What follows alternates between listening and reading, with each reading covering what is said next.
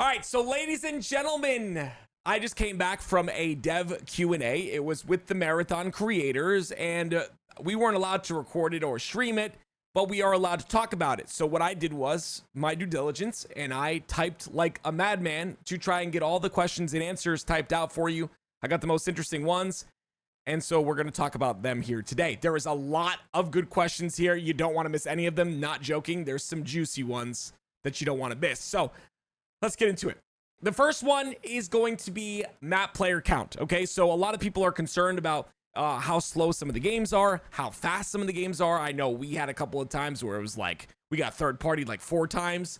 So the first question was, are they looking to increase the player count on some of the maps? The answer was that they are doing incredible. They're doing a good job of essentially gathering data. So what they're doing is they're gathering data, of course, throughout the alpha, which is great that this alpha is going on because of this reason. And they've come to, with the data that they currently have come to the conclusion that it is about 1, PvP engagement per run. Now, that doesn't mean that, I don't want to hear in the comments, oh, but I have 15 per run. Okay, like, it's an average of 1. So some people have more than 1, 2 to 3, 4. Some people have less than 1 and have none. Okay. But their average per run is 1. And they think that's a pretty good start. That's pretty good, but they'll continue to assess with the data that they're given. So that's that question. This next one, extremely juicy. This is a good one. Okay. Boss encounters in Marathon. And there's a couple questions about like different creatures and stuff that are coming up, and we'll get to those. But boss encounters in Marathon. The funny part about this question is Joe Ziegler was on the cam, and the minute this question came up, he turned to Andrew Witz and said, yeah, you can talk about it cautiously, essentially, is basically what he said. And he smiled. So as he was talking about it, he smiled, and he basically talked about the fact that in the future, there will be boss encounters. And while you're doing those boss encounters, you will have players that can come in and disrupt those boss encounters. And that's part of the PvP process, right? That's part of like, what they're trying to do with this game. You're never going to enter a PvP or a PvE scenario with the idea that there's no PvP that's going to happen. There is going to be PvP. And there is word of boss encounters. I will say he didn't go into a lot of detail with this. So just keep it at that. Think of Destiny. We'll just stay there, okay? Another question that came up was patches and hotfixes. Will they still have the same cadence that they have now? And basically what Joe Ziegler had said is, yes, we're doing patches, we're doing hotfixes, and we're doing hotfixes to patches. So they're constantly iterating on the different patches that come out. They're constantly putting patches out, like you guys already know, the mouse magnetism being removed. That's one of the patches that was put out, or even a hotfix, I should say. And they're going to constantly do that throughout the alpha, throughout the beta that's coming up, and throughout the game cycle, of course. It will keep the same cadence depending on what's needed, is essentially what he said. So this is the good one. This is another juicy one. This is one I loved. I absolutely love this because you could tell that they were holding back tremendously on this question. You could tell that they wanted to talk so much, but they couldn't talk. Okay? Will there be more creatures in Marathon? As all of you know right now, all we have is the USEC.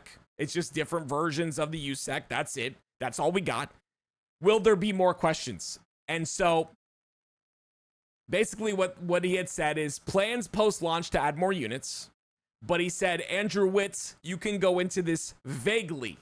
So that's what he said to Andrew Witz. Go into this vaguely. So, Andrew Witz had said, few things that are not in current alpha that players have to avoid are more baseline things like players need to watch out for in the latest dev build that's being tested right now. So he was like using the weather system and the lightning as an example, but he said they're not weather based. There's just going to be things that you're going to have to avoid as players, like hazardous things.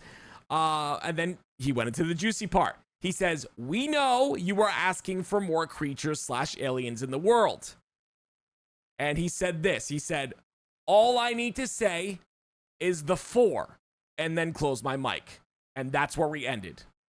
So there's going to be more on that soon. So they're basically keeping like the whole creatures and like the Pfhor and all those alien races and all that stuff, they're keeping it tight to their chest. They don't want anyone to know about it until they're ready to talk about it, which I would assume is soon.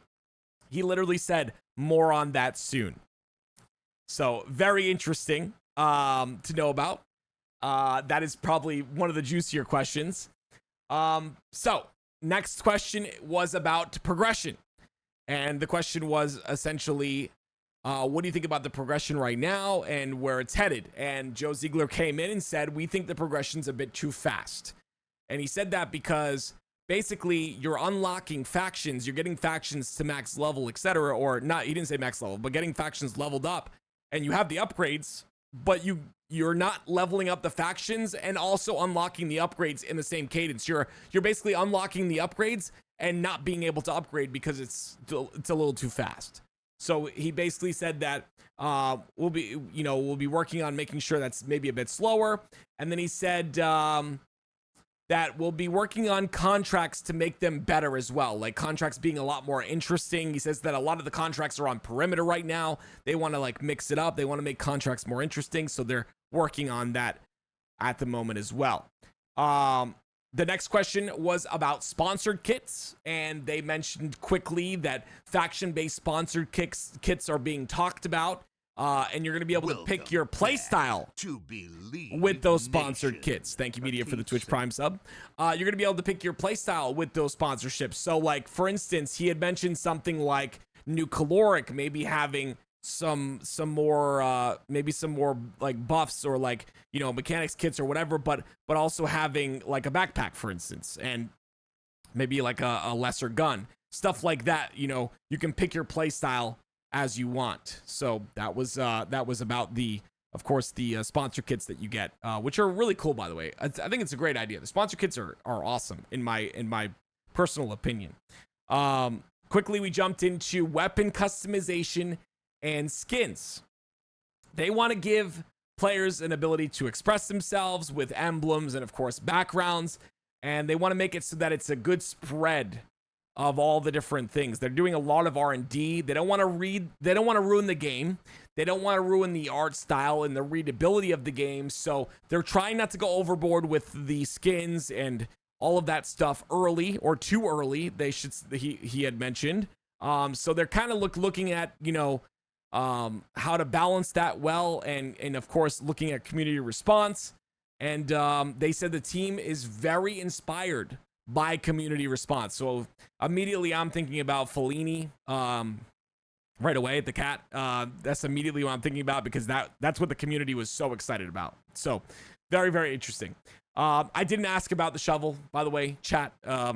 For my chat on Twitch, goodness me, they all they care about is shovels. No, I didn't ask about the shovel. I'm not asking about the shovel. We already asked about the shovel one time. I'm not asking anymore. Okay. So next question was the training mode. We already went over the art style. Next question was training mode. And the creator asked, will there be a training mode in the game where you can go in and, you know, practice your shot and get good against bots or whatever? They've talked about it and are doing prototyping around it. They can't promise it on launch, but it will probably be after launch. They don't want to ruin the fun element of the game, though, where you find something for the first time and you get to shoot it. They don't want to ruin that. Like, they don't want to ruin you finding something and trying it out and that type of thing. So there's again a balance that has to be had there, which ties into our next point, which is gun mods. I think a lot of you guys are interested in this question. The gun mods, will we be able to remove them, etc., etc., etc.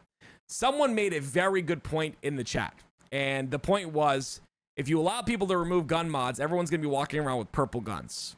And that's 100% true. For those of you guys that don't know, by the way, a purple gun is made by putting purple attachments and a blue attachment on the gun. It upgrades as you add the attachments to it, right? You can have a gray gun, but it upgrades if you add attachments to it. The baseline is the baseline, and then you add attachments and you upgrade it. Okay, so, yeah, they don't want to make, you know, so everyone's running around with those, with purple guns and stuff, because they're just messing around with attachments or whatever, finding the perfect thing. So what they're thinking about doing is they're trying to find a way to tax you if you're trying to customize your weapon. They already tax you right now. For those that don't play the game, essentially, if you want to replace a mod on a gun, you destroy that mod. So when you replace it and put the new mod on there, you destroy the current mod on the gun. That's one way of taxing. They're going to look for another way, and they had mentioned that, they're looking to do something where you pull the gun out. Let's say there's a gun, and it has a gold attachment on it. You really like that attachment. You really want it. You got to pull the entire gun out of the raid, make it out with that gun, and then they're looking to maybe do something where you have to pay credits to remove the mod out of raid. Okay, so that's like an example. They haven't come to a full-on decision on it. It's an example of something they're looking into where you pull off the mod, but you have to pay to pull off that mod. So that's one way that they're looking to do that. And I'm excited about that. And I agree. I agree that it should be done out of raid.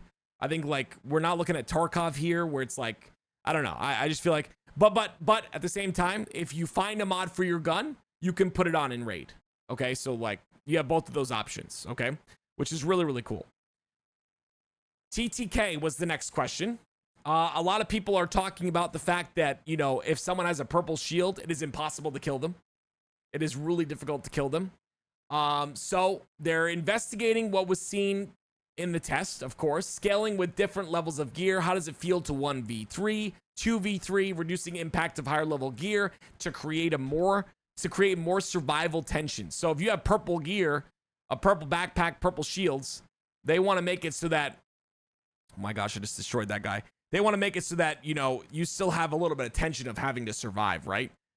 So yeah, they're looking at also the skill floor and skill ceiling. For instance, sniping long range right now, pretty much, someone had mentioned later down the line in these questions that the entirety of the player base at late game is just running a twin tap and a long shot, and they're just sniping people. Well, they're looking to change this by adding some sort of flinch to the sniper when you get shot, stuff to make it a little more difficult to snipe in this game, and I love that. I think that's a really, really good idea. So flinch, hit punch, etc. They're looking at overall health. They're looking at base health and health with shields, purple shields, etc. So something to kind of think about. The next thing was about the queue system. People wanted to know how they match up players.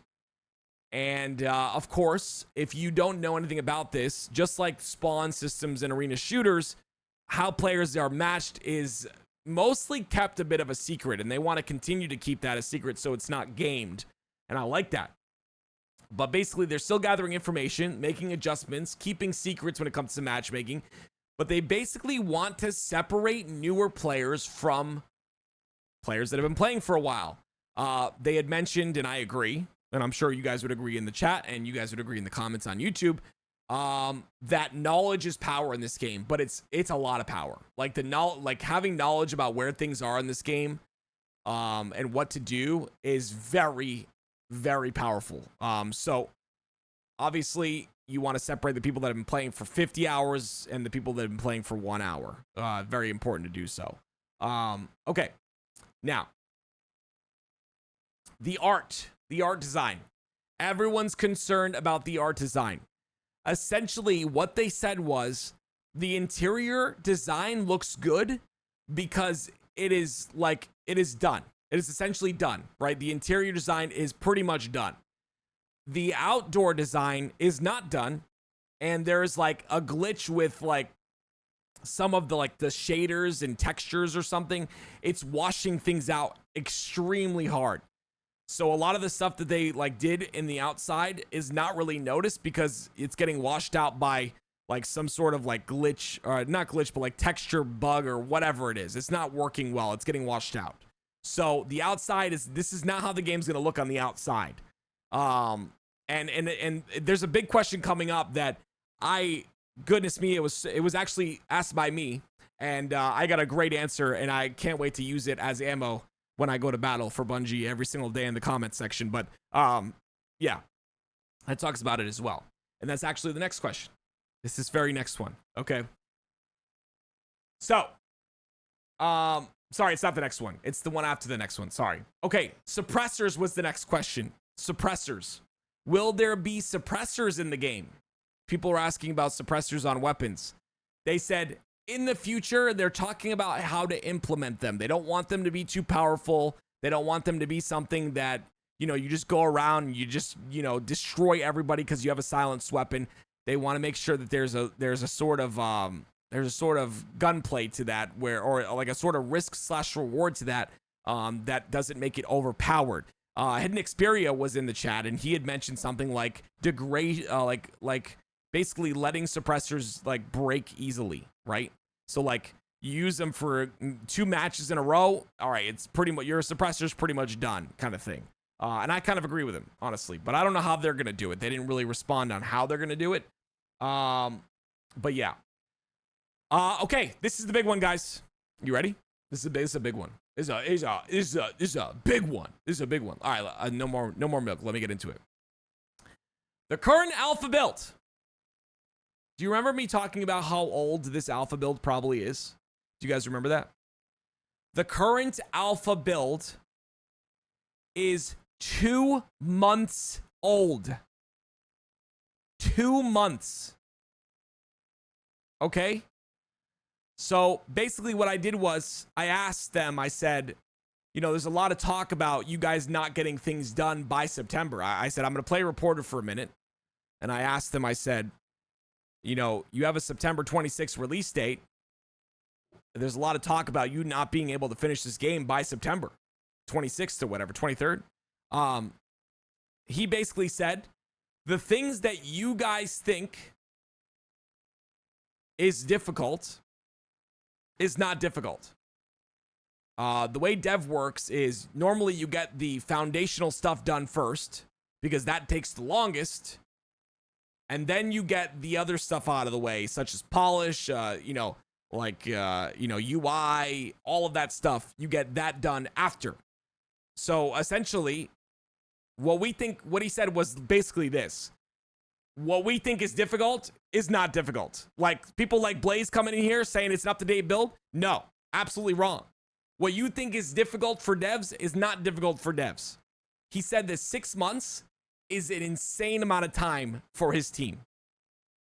He said if they had to create an entirely new game mode in 6 months, he said they might be crunching a bit.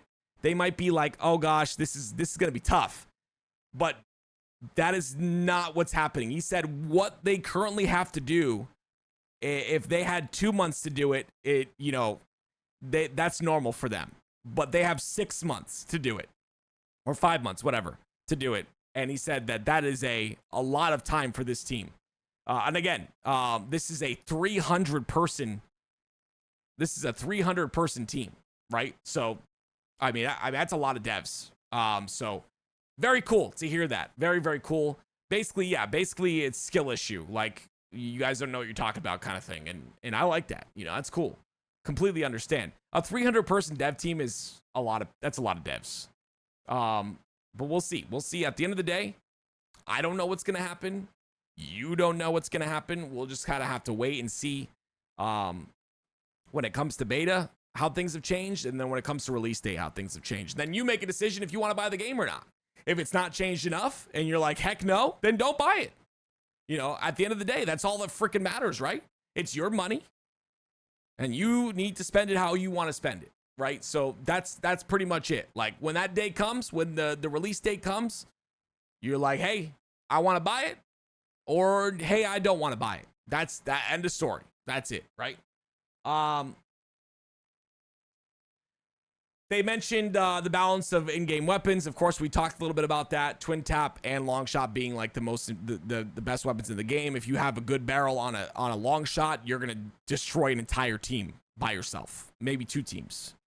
Depending on, what you have. But like, as you can see, like 2 shots, someone's dead. Another shot, someone's down to no shields. They're gonna iterate on all this stuff, of course. Like I'd mentioned before, the flinch, etc.